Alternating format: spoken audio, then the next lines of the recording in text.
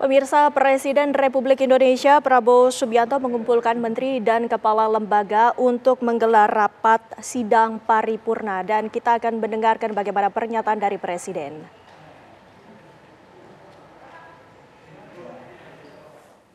Yang saya hormati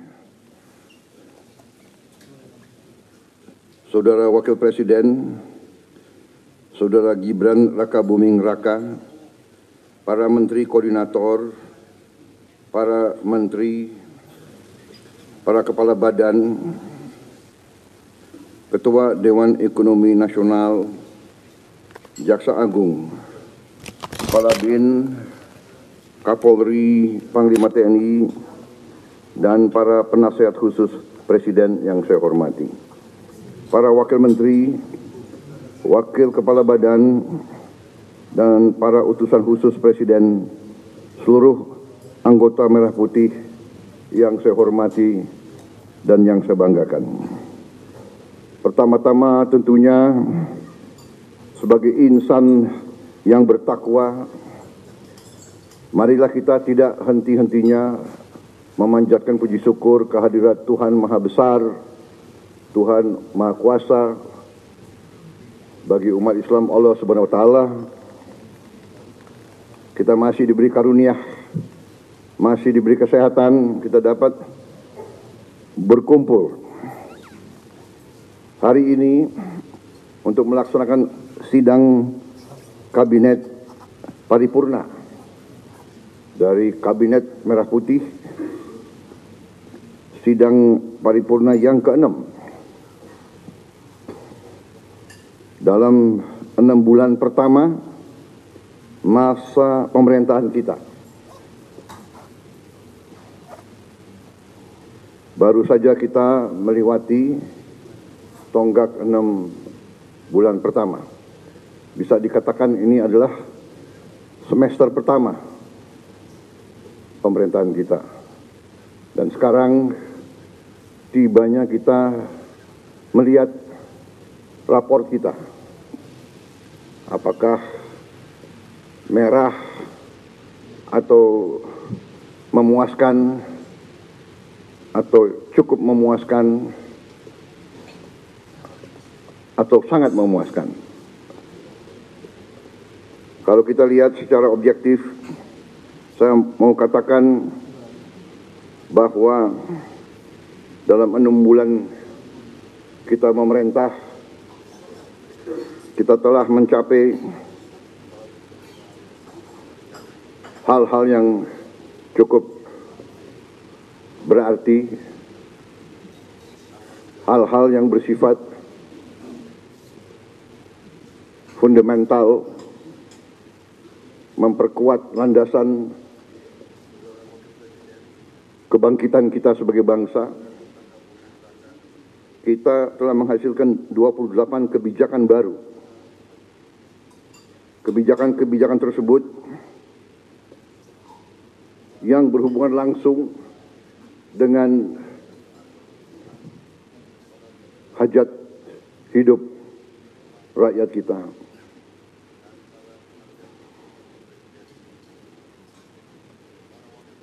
Hal-hal ini kita lakukan dalam waktu yang cukup singkat, yang tidak diperkirakan bahwa kita mampu mencapai itu dalam waktu yang singkat. Walaupun 28 kebijakan baru, namun produk-produk untuk mencapai kebijakan-kebijakan tersebut saya hitung mungkin lebih dari 100, bahkan mendekati 200. Jadi satu kebijakan mungkin membutuhkan beberapa produk. Apakah itu Kepres, apakah itu PP, apakah itu Perpres, apakah itu Inpres, apakah itu sekedar hanya surat edaran. Tetapi inilah bagaimana kita menjalankan roda pemerintahan. Saudara-saudara sekalian, saya ingin kita secara objektif menilai diri kita.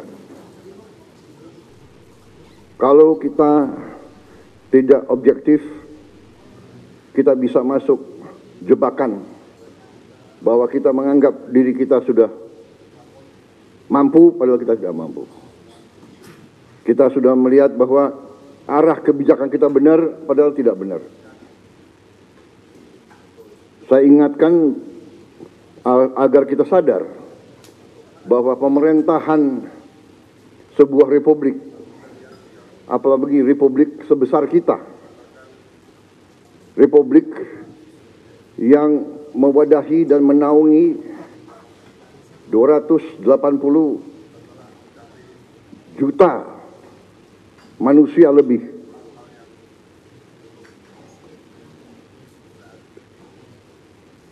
tidak bisa sembarangan. Bisa diibaratkan sebuah pendulum di atas bergerak sedikit, tapi pendulum yang di bawah bergeraknya sangat lebar. Keputusan yang keliru di atas akibatnya tidak mudah bagi mereka yang paling di bawah. Kita harus ingat juga azimut sebuah kompas. Kita deviasi sedikit di awal, setelah kita berjalan beberapa ribu meter, bahkan kilometer, itu deviasinya sangat besar. Di awal deviasi kita 1 derajat, di ujungnya sudah menyimpang jauh sekali. Saudara-saudara, dalam memerintah, saya ingatkan kepada kita sekalian bahwa sumber kekuasaan kita, sumber wewenang kita adalah Undang-Undang Dasar Negara Republik Indonesia tahun 1945. Kita sering mengucap itu, kita sering menyatakan bahwa Pancasila adalah dasar negara dan kita selalu mengacu pada itu. Tapi marilah kita jujur kepada diri kita sendiri. Apakah kita benar-benar sudah menggunakan Pancasila dan Undang-Undang Dasar 1945 dengan sebenar-benarnya atau tidak? Karena menurut pendapat saya, Undang-Undang Dasar kita, Undang-Undang Dasar 1945, sungguh suatu produk yang luar biasa. Tetapi sebagaimana saya katakan, menurut pendapat saya, elit bangsa telah sadar atau tidak sadar deviasi daripada Undang-Undang Dasar 45.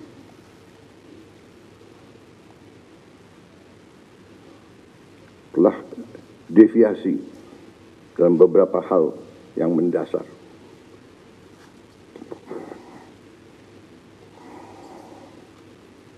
Kalau kita deviasi yang saya katakan, di awal penyimpangannya sedikit, di ujungnya penyimpangannya besar. Saya ingatkan bahwa rancang bangun Undang-Undang Dasar 1945 kita luar biasa. Rancang bangun yang telah dibuat oleh pendiri bangsa kita luar biasa. Kenapa? Karena pendiri-pendiri bangsa kita mengalami penjajahan, mengalami imperialisme, mengalami penindasan, mengalami kapitalisme yang dibuat untuk menjaga bahwa rakyat kebanyakan tetap miskin. Pendiri-pendiri bangsa kita mengalami penjajahan imperialis, dua imperialis yang dialami, Barat, Belanda, dan Jepang. Sekarang kita baik, dan kita harus baik. Kita tidak mau dendam. Kita tidak dendam sama bangsa Belanda. Tidak dendam. Kita tidak dendam dengan bangsa Jepang. Tapi kita pernah dijajah, pernah ditindas. Kekayaan kita diambil terus-menerus.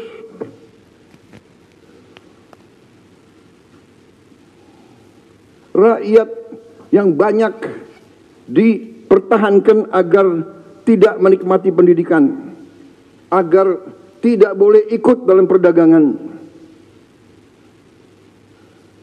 Rakyat kebanyakan suruh jadi buruh dengan upah murah, suruh jadi petani dengan penghasilan murah, rendah, suruh jadi nelayan. Ini harus kita ingat, saudara-saudara. Dan alhamdulillah, kabinet kita memerintah, dan kita harus berjiwa besar, kita harus objektif. Kita bisa lancar begini, kita bisa bagus begini karena transisi pemerintahan berjalan dengan lancar, dengan baik. Saya dibilang apa itu? Presiden boneka, saya dikendalikan oleh Pak Jokowi. Iya kan? Seolah Pak Jokowi tiap malam telepon saya. Saya katakan itu tidak benar. Bahwa kita konsultasi, ya itu seorang pemimpin yang bijak. Ya kan, konsultasi, minta pendapat, minta saran. Beliau 10 tahun berkuasa. Saya menghadap beliau nggak ada masalah. Saya menghadap Pak SBY tidak ada masalah. Saya menghadap Ibu Mega tidak ada masalah. Kalau bisa menghadap Gus Dur nggak bisa.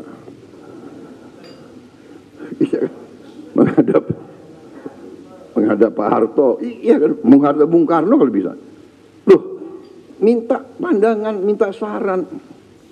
Pak Jokowi berhasil 10 tahun, orang suka tidak suka. Masalah ijazah dipersoalkan. Nanti ijazah saya ditanya-tanya. Iya kan?